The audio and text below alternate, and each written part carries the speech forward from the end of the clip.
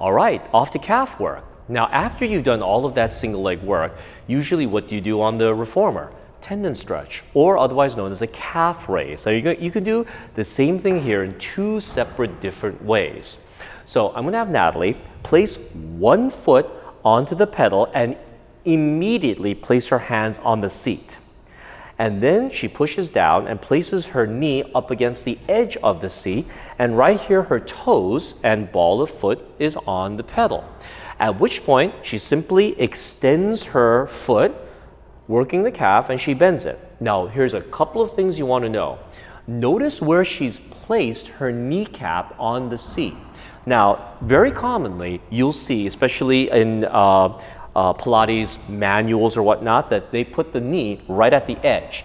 Depending on how tall you are, the manufacturer of the chair, how cushioned this edge is, that can be a little bit uncomfortable. So let me show you. Natalie, back up this knee and put the tip of your patella right on the edge of that seat, and then hands down, extend that foot and back. Now, this may be very uncomfortable for you because that little edge of the chair may be pressing up against the patella and causing a little bit of shifting and might be uncomfortable. So you might want to give your client permission to move the leg up slightly so the knee comes a little bit up so that the edge of the chair hits a little bit south of the patella. And then you do your movement.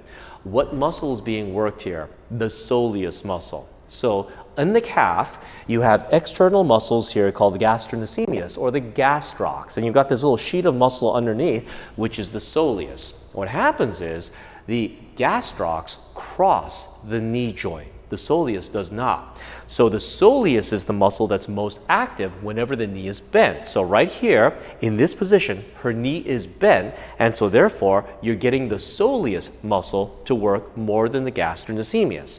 What if you want to work the gastrocnemius as well? In that case, the leg should be straight. Here's how to do it. So Natalie, could you just push the pedal all the way down and then very carefully step both feet onto that pedal. Now, when you do this, I want you to take note that her feet are firmly on top of that pedal. If you position yourself a little bit too far back, you could slip off of this pedal and the pedal could spring up, either hitting you in the shins or it can cause injury because you're not expecting that. So make absolutely sure if you are doing this exercise that your feet are firmly grabbing the pedal. It's spring-loaded like a mouse trap. Or if you're teaching this, double check visually to make sure that your clients have their feet firmly placed onto that pedal, and as they're doing this exercise, note that the feet can work their way off. So at this point, I'm going to have Natalie just do a regular calf raise. Both of her heels come up and both of her heels drop down.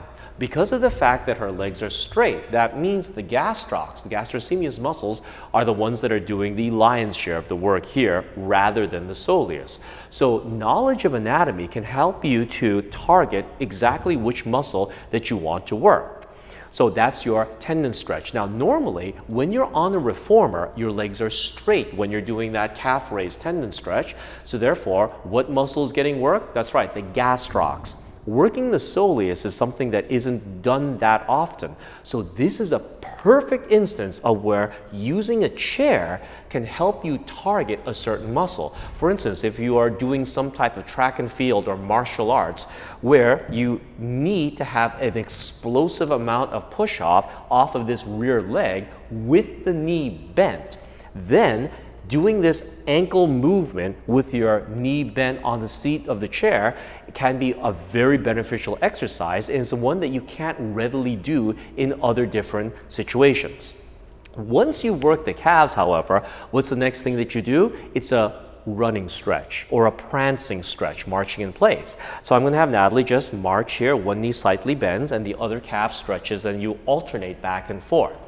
Now, depending on the flexibility of your client, you can either have your arms straight like this, or you can place your forearms down onto the chair seat. What that'll do is it'll give a significantly greater stretch. Now, you may be thinking, wait a second, does this stretch out the hamstrings more? Yes, it does. Because you're bent over, you're going to get a greater stretch in the hamstrings. Now, you may be thinking, in that case, aren't we stretching the calves? Why should I stretch the hamstrings? I'll just stretch the hamstrings by sitting on the floor and doing a spine stretch forward. Well, here's why this might be beneficial. You see, the calves, the gastrocs, cross the knee joint from below, whereas your hamstring muscles cross the knee joint from above. There's some overlap happening there. So therefore, in this position, if you stretch the hamstrings out, you're taking the slack out of your gastrocs from the top, so you can get a superior stretch on your calf muscles if you stretched out the hamstrings. Conversely, the same thing happens if you want to stretch out your hamstrings. Let's just say you're stretching your legs out in front of you.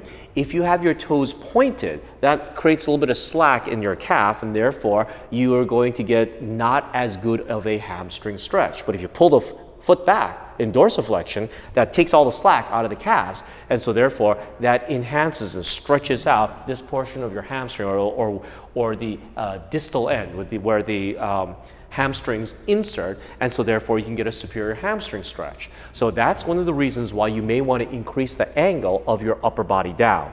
And so this is how, with the chair, you're replicating a lot of the footwork on the reformer. Now, getting off of this, you want to be very careful, because people will they're enjoying this stretch. They're thinking, we're done with this. They'll just step off and this thing will just pop up. So cue caution. Come on off, one foot comes onto the floor. Then make sure you carefully ride that pedal up, control it, and once it's up, then come on off of the chair and the hands come up. And that completes our footwork and our running and calf work on the chair.